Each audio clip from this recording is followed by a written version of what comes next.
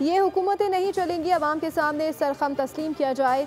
फाटा से मुतालिक फैसला अवाम की मर्जी के बगैर किया, हुकूमत गलत फैसले पर पछताना तो पड़ेगा। फाटा का इंतजाम का फैसला गलत और एक तरफा है, कबाइल नाराज हैं।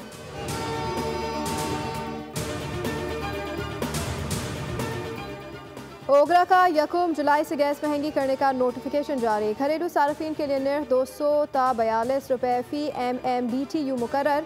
प्रोटेक्टेड सार्फिन पर 600 और नॉन प्रोटेक्टेड पर 1500 रुपये माहाना फिक्स चार्जेस लागू होंगे।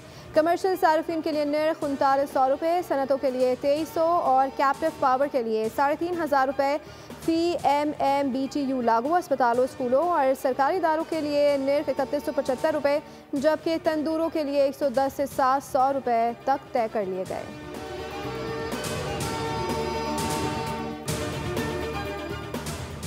और नायब सदर पीपल्स पार्टी सेनेटर शहरी रहमान की PP के चीफ वहब एजाज जाकरानी के घर आमद। शहरी रहमान ने एजाज जाकरानी से उनकी वालदा के इंतकाल पर ताज़ियत की। मरहुमा के लिए दुआए मग़फ़िरत और लवाइक़ के लिए सब्र व जमील की दुआ की गई।